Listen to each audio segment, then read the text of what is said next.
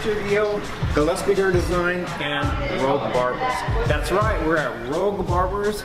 My buddy Zach is getting ready to cut my hair. He's going to tighten up this hair at Rogue Barbers. So let's get to it.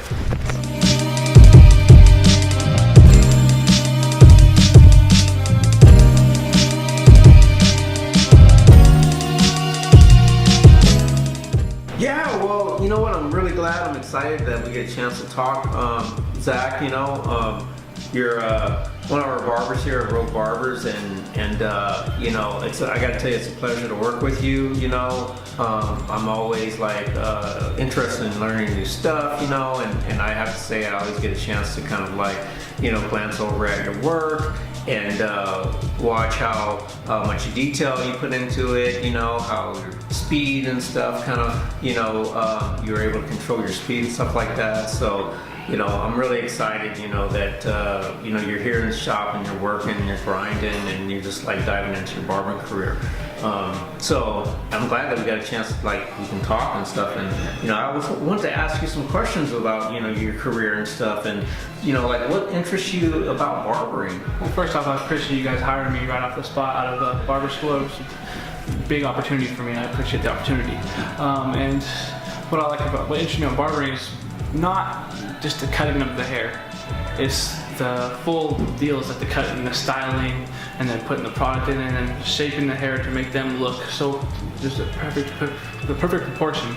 It's like art. Face. Yeah, it's art, and I get to make them look as best as they can be, and they can walk out of here feeling satisfied with themselves and confident, so they can go get the job that they want. And there's just a haircut can bring up a lot in people that they don't even. It's just the looks. If you look good, you feel good, you act good. Yeah, that's how I believe. So wow, that's cool. Yeah, definitely. And like, so you obviously have a passion for it. You know, do you like share with them your experience, like how you ended up getting your barber license and stuff? I mean, you know, I know how you got it, you know, because, you know, I was your instructor in school, you know, and actually I, you know, was a part of you getting those hours and being in class 5 days a week and stuff. And, you know, so tell me a little bit about that. So yeah, when the customers ask where I get my licensure, I tell them I got it at Rogue Valley Youth Correctional Facility when I was incarcerated at 16.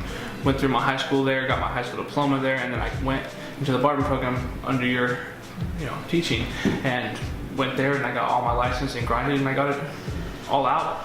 And I let them know that, you know, that's where I got it, and actually helped me change for the better, that I don't have to do the stuff that I did before to make money. I can now do this barbering and I make enough money to not even provide for myself, but to help others and share. So it's cool. And I share that, let them know the experience. And a lot of people, they're very, you know, comforting to me. It's like I can tell them the truth and I don't have to lie to them and say I got it here in town or something like that. It makes me feel better to myself, and that they know what they're getting from their barber. And it's more of like the intimacy between you and your barber, being able to actually know, like, instead of just being acquaintances, you're starting to become more and more towards like a professional friendship type of thing. Yeah, definitely. They probably share stuff with you. Yeah. Like what's going on with their work and you know, the home life. It's like we're not really, we're like psychologists, but not. You know, yeah, definitely. Yeah. Somewhere where the people can come and feel free to just talk about what's going on with no judgment. Mm-hmm. Cool. Yeah, definitely. I definitely know what you're talking about there, because I mean, I sit in the chair, you know, and I get really relaxed, and, you know, it's nice to talk about stuff, and it's also, you know, it's also nice to, like, you know, listen to somebody like my clients or whatever, if, you know, they're going through something or they want to share something with me, you know, it's a pretty cool thing.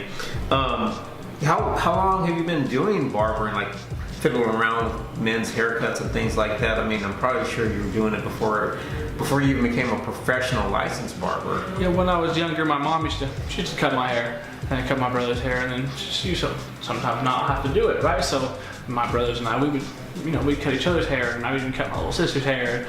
We just kind of, or my friends would come over, I cut their hair, and make a little bit of money off of it, and then that's really kind of what kind of sparked it. And my mom, she does makeup and all the other stuff, and she's a beautician as well, so it's kind of all really sparked in becoming like me wanting to be this as a profession, because I saw at a young age what a haircut means to people, a good haircut. Mm-hmm. Yeah, it's probably kind of cool to to know that, like you can have a family member and you know that, if you need something done on your head or whatever, you can trust that they're going to be able to take care of you, and it's like just a common knowledge that, I don't have to worry about, my hair is getting too out of control. I know that, tonight, my brother's gonna hook me up, or, so it's pretty cool to be able to rely on that, for sure.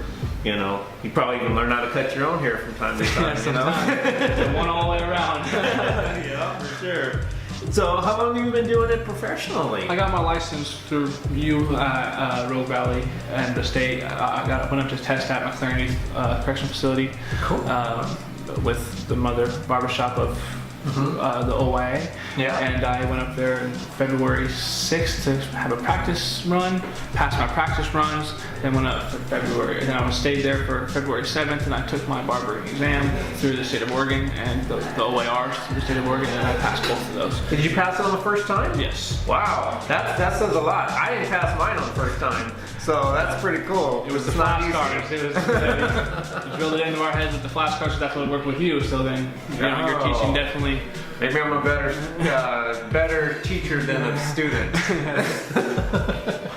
It definitely helped me, and I know it helped a lot of other people, because I believe I've heard that some people are using the flashcards that I used in there to my flashcards that I made. Now they're using it to better their knowledge as well as making their own. So it's like to give back like that way as well. Yeah. It's funny, that trick with the flashcards. That's something that I had to pick up on my own too, because I was, like I said, I'm a better teacher than a better student. And there was a time when if it wasn't for those flashcards, I would have never made it through, getting the license and being a professional. I would have been still stuck with a score just below passing. That's how I was with my first practice test with you at the place. I was right below, and then the flashcards put me up to enough to pass with a mid score. Yeah. So you hear that, guys? Don't give up if you're a student out there trying to make it happen. Flashcards. Okay, well, cool. So, I have a question for you. So, describe some of your clients to me. What kind of relationship do you guys, have? They start coming in, and then they learn that actually, you're different than some of the other people that have cut their hair. They actually like what you're doing, and maybe they struggled with getting their hair cut, and they finally figured out that, there's something that you can do for them that other people couldn't do. So, what's your relationship with your clients? Well, first of all, I like to make them feel comfortable, so they know, who they're dealing with, and so I tell them about, what I've been through after I ask them how their day is, and I make sure they feel comfortable. Can I take your coat? And everything that we're supposed to do as a professional to make them feel the safest they are. They're trusting us with their hair, their image. They're trusting us. And, so I make them feel as comfortable as they can before they even sit in the chair. And then when they sit in the chair, I ask them what they want. What can I do for you today? How would you like it? And if they ask for my suggestion, I tell them, and I ask them what I think would look best for their head shape, and then we kind of just talk about what's going on in their lives, what's going on in my life. It's kind of like a give and take thing. We kind of just talk back and forth, and it's good for me as a professional, and good as them as the client. We both get to have our way of venting, so I don't just nobody just hold it all in.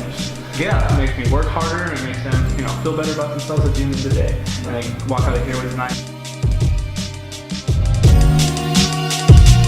Cruising.